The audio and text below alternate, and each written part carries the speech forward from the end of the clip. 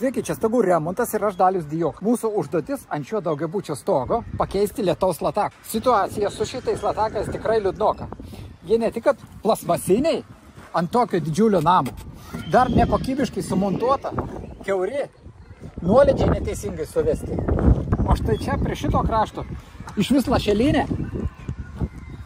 O štai čia prie šito krašto lašinė iš vis sumontuota ant viršos, net neužlydyta. Štai kokie tarpai. Tai visas vanduo bėga už šitos lašinės ir šalia latako, o ne į lataką. Todėl žmonės čia labai ir skundėsi, kad bėga varva per visus kraštus. Susimontavom kelimo kelią stogo, pasikeliam įrankius, medžiagas, dujų balioną jau pasikeliam, latakai. Štai veikia kaip mūsų sistema. Paprastas įrengimas, bet gelbėja. Šitam namui turbūt jau kokį 20 metų. Ir visą tą laiką tokie latakai va štai taip ir buvo. Čia atkibusi bituminė stogo danga. Vanduo bėga už lašinės, bėga per pakalimą.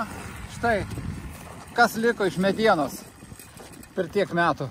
Tas vietas dabar tokia juosta bituminės dangos nupjaunam.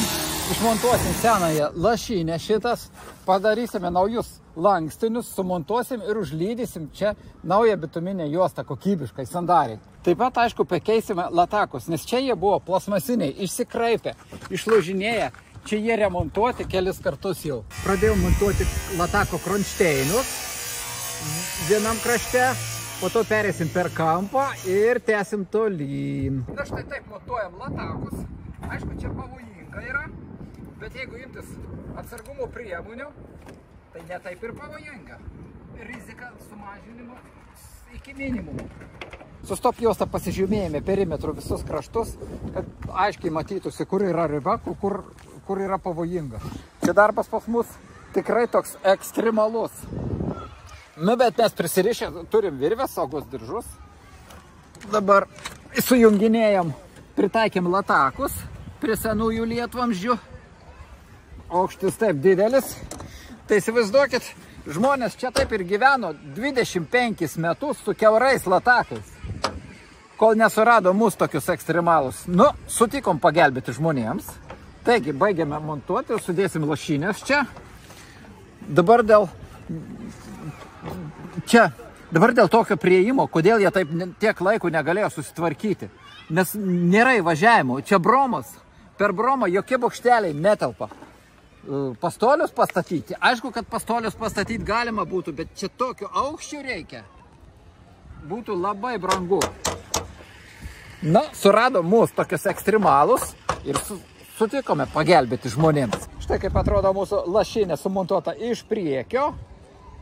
Įleista į lataką. Taip pat ir čia sumontuosim per visų perimetrų iki galo ir ten iki galo.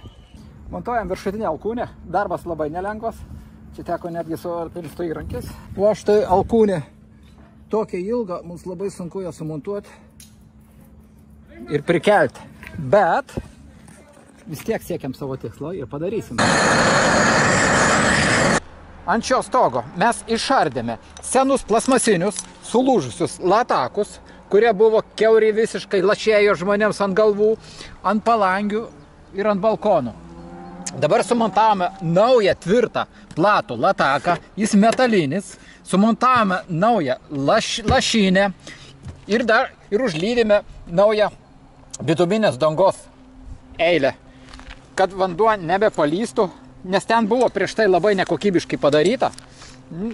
Taigi, dar sumontavome, kadangi čia lietvamzdžių yra mažai, vienas tam gale ir vienas tam gale, o čia nebuvo, todėl vanduo užsitvenkdavo žiemą, šiek tiek pasnigdavo, ledo ir pradėdavo bėgti, va čia visur per viršų, lašėdavo čia ant visų šitų, ant kondicionierių, ant palangių, visur taškydavosi. Taigi įdėjom dar vieną lietvamzdį, sumontavome, nuvedėme iki pat apačios, iki